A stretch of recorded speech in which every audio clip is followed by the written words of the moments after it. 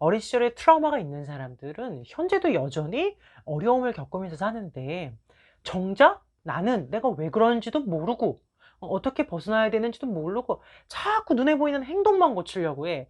환경만 바꾸려고 해. 사람만 끊어내려고 그래. 근데 그게 됩니까? 안 되거든. 그러니 죽는 그날까지 내 모습에 자책하고 실망하면서 살아가게 되죠.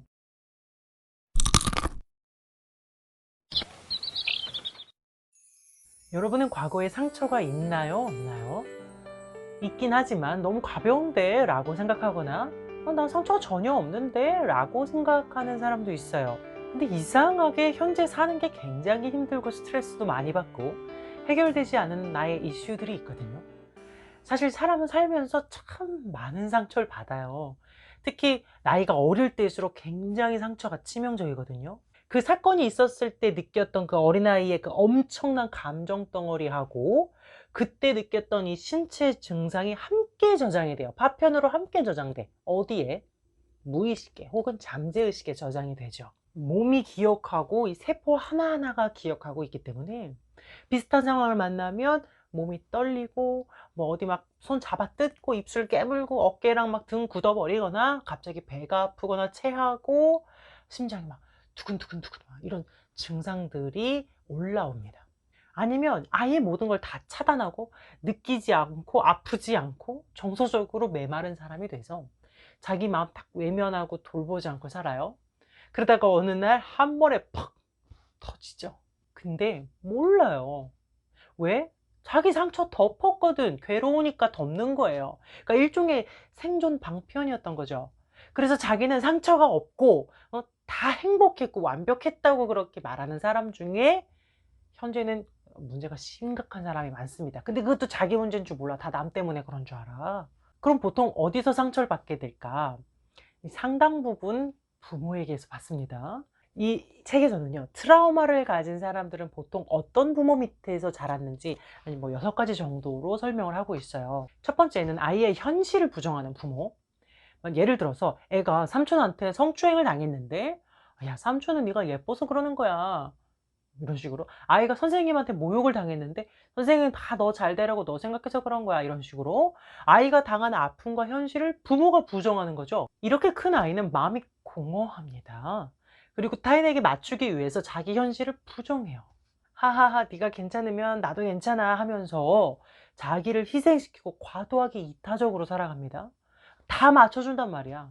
그리고 자신의 결정과 자신의 욕구도 다 다른 사람에게 맡깁니다. 두 번째는 아이의 말을 들어주지 않는 부모. 아이에게 돈을 대주는 것만큼이나 똑같이 중요한 게 정서적 돌봄이거든요.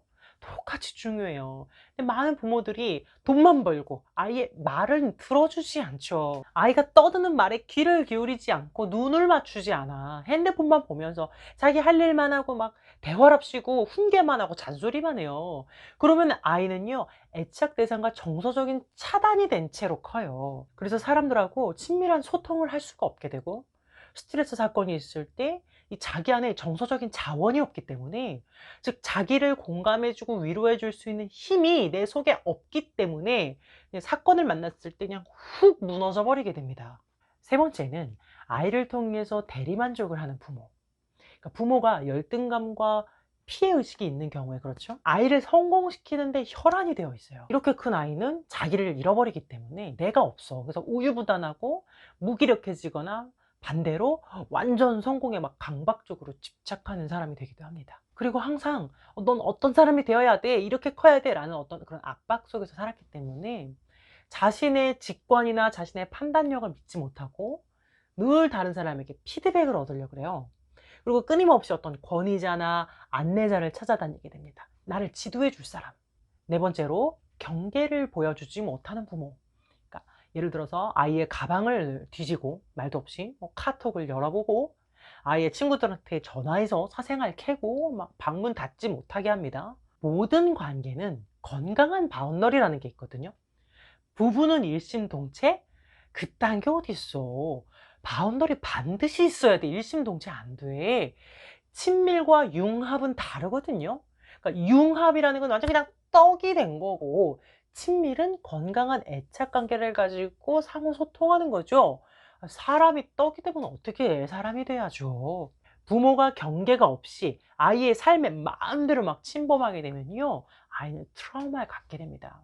그래서 어떻게 되냐면 사람들이 나를 이용한다고 생각하면서 살게 되고 나를 인정해 주지 않는다고 생각하면서 살게 돼요. 이 얼마나 불행한 인생이야. 이 바운더리에 대한 정상적인 욕구가 이 모든 인간에게 있는데 이게 좌절되니까 점점 분노로 바뀌게 되죠. 다섯 번째는 이 외모를 지나치게 중시하는 부모. 항상 그 남의 시선을 지나치게 신경을 쓰면서 남 보기에 부끄럽지 않은 것에 집착을 하는 그런 부모예요. 이러면 아이에게 지나친 다이어트, 운동, 막 성형 이런 것도 요구를 해요. 그러니까 아이는 자기 존재 자체로 사랑받을 수 없다는 인식이 박히는 거예요. 이런 부모는 남의 시선을 지나치게 신경 쓰는 만큼 밖에서 어떻게 했어요? 막 가식적으로 하하호호호 막 예의 바르고 상냥하고 그러지만 집에 오면 그 사람을 씹으면서 욕하는 경우가 많아요. 이게 이제 겉모습에 집착하는 사람이거든요. 아이는 어떻게 했어요? 그걸 그대로 배우게 되죠. 그래서 진정한 관계를 맺기 어려운 사람이 돼요.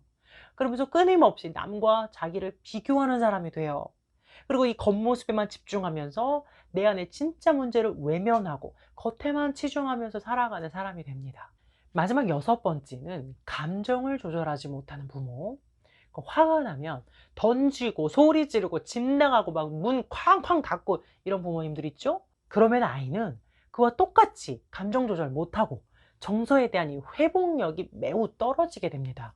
아니면 반대로 자신을 이 감정과 분리시켜서 감정이 올라오려고 할 때 막 확 분리시키고 고립 상태로 들어가요. 아니면 혹은 다른 것에 도움을 받아서 자기를 진정시키는데요. 예를 들어서 뭐 청소년은 자해를 하면서 진정시키기도 하고 어른들은 술이나 약물 아니면 미디어 중독이나 뭐 쇼핑 중독, 폭식 이런 것들로 자신을 달래기도 합니다. 혹은 관계 중독에 빠져서 유대감으로 자신을 마비시켜요. 그러니까 어떤 관계에 빠져들어 있으면은요, 자기 내면을 보지 않아도 그 순간은 괜찮거든요. 그 사람에게 집중돼 있으니까. 그런데 건강한 사람은요, 혼자 있어도 괜찮고 같이 있어도 괜찮아요. 이런 식으로 어린 시절에 트라우마가 있는 사람들은 현재도 여전히 어려움을 겪으면서 사는데 정작 나는 내가 왜 그런지도 모르고 어떻게 벗어나야 되는지도 모르고 자꾸 눈에 보이는 행동만 고치려고 해.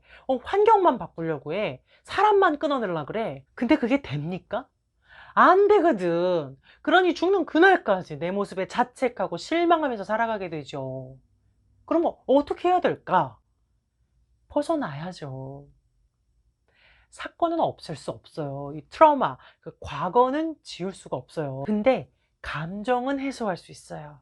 그 사건에 대한 관점은 바꿀 수 있어요. 그러면 달라지거든요. 제가 리뷰 제안을 받았던 이 책에서 이러한 트라우마와 상처에 대해서 이야기를 하면서 트라우마가 있으면 어떻게 되는지 또 어떻게 극복할 수 있는지 이야기하고 있어요. 직접 쓰면서 나의 트라우마 유형을 찾아보기도 하고 해결 방법을 찾도록 그런 식으로 이제 적용할 수 있도록 돼 있거든요.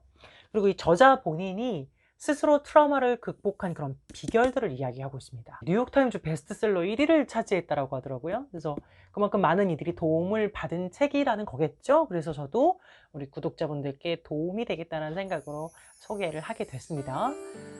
뭐 상처가 있다고 다 상담을 받기는 어렵잖아요. 그래서 이런 좋은 책으로 상처와 트라우마에서 조금이나마 자유로워지시면 좋겠습니다. 다음 영상에서 뵐게요. 웃음을 주는 따뜻한 상담사 웃다였습니다.